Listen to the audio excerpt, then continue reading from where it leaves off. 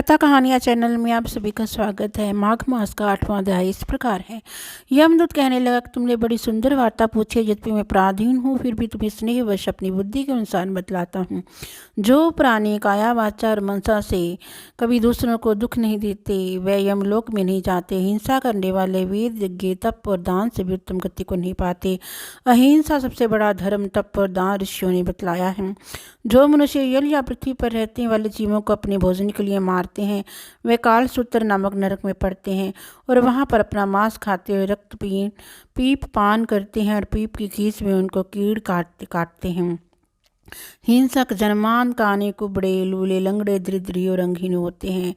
इस लोक तथा परलोक में सुख की इच्छा करने वालों को काया वाचा तथा मन से दूसरे का द्रोह नहीं करना चाहिए। जो हिंसा नहीं करती उसको किसी प्रकार का भय नहीं होता। जिस तरह सीधी और टेढ़ी दोनों प्रकार की बहने वाली नदियाँ समुद्र में मिल जाती हैं, वैसे ही सब धर्म हिंसा में प्रवेश कर जाते हैं। ब्रह्मचारी, गृहस्थ, वानप्रस्थी तथा यति सभी अपने अपने धर्म का पालन करने और जितेंद्रिय रहने से ब्रह्मलोक को प्राप्त करते हैं। जो जलाशय आदि बनाते हैं और सदैव पांचों यज्ञ करते हैं, वे यमपुरी में नहीं जाते। जो इंद्रियों के वशीभूत नहीं हैं, वेदवादी हैं और नित्य ही हवन यज्ञ की पूजा करते हैं, स्वर्ग को जाते हैं। युद्ध भूमि में जो शूरवीर मर जाते हैं, वे सूर्य लोक को प्राप्त होते हैं। जो स्त्री शरण में आए हुए तथा ब्राह्मण की रक्षा के लिए प्राण देते हैं, वे कभी स्वर्ग से नहीं लौटते। जो मनुष्य लूले, लंगड़े, बाल, वृद्ध, अनाथ तथा गरीब की पालन करते हैं, वे भी स्वर्ग में जाते हैं। जो मनुष्य गाँव के लिए पानी का आश्रय करते हैं तथा कुआं, तालाब और बावड़ी बनवाते हैं, सदैव स्वर्ग में निवास करते हैं। जैसे जैसे जीवन में पानी पीते हैं, वैसे उनका धर्म बढ़ता है। जल से ही मनुष्य के प्राण है, इसलिए जो प्याऊ आदि लगाते हैं, वे अक्षय स्वर्ग को प्राप्त होते हैं। बड़े बड़े यज्ञ भी फल नहीं देते, जो अधिक छाया वाले वृक्ष मार्ग में लगाने से देते हैं। जो अच्छे फल और अच्छी छाया वाले मार्ग के वृक्ष को काटता है, वह नरकगामी होता है। तुलसी का वृक्ष लगाने वाला सब पापों से छूट जाता है।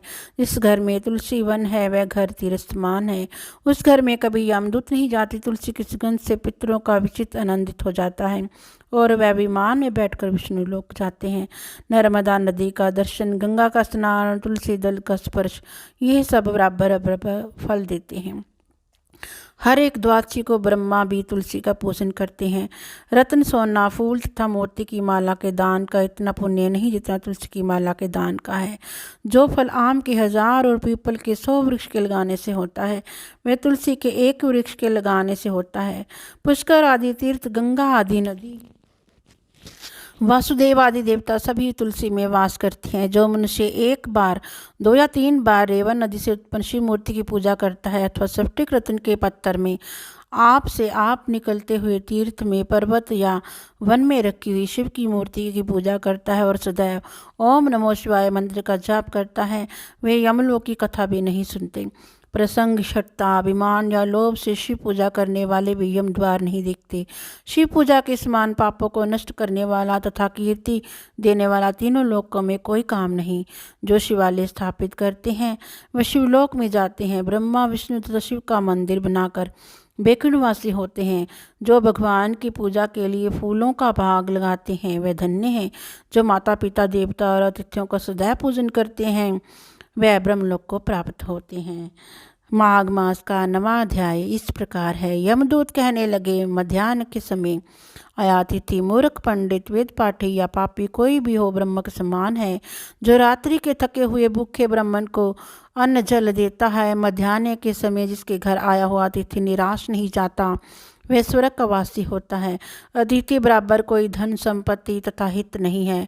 बहुत से राज और मुनि अतिथि सरकार से ब्रह्मलोक को प्राप्त हुए हैं। जो एक समय आलस्य से भी अतिथि को भोजन करा दे, वह यम द्वार नहीं देखता। केसरी ध्वज से व्यवस्थ देव ने कहा था कि जो कोई इस कर्म भूमि मृत्यु लोक से स्वर्ग लोक जाने की इच्छा रखता है, वह अन्न का दान करे। दूत कहता है कि यमराज कहते हैं कि अन्न के बराबर दूसरा कोई दान नहीं। जो गर्मियों में जल, सर्दी में ईंधन और सदैव अन्न का दान करते हैं, वह कभी यम के दुख नहीं उठाते।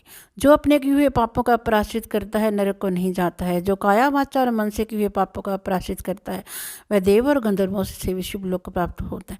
जो नित्य ही व्रत तप तीर्थ करते हैं और जितेंद्रिय हैं वह भयंकर यम को नहीं देखते हैं।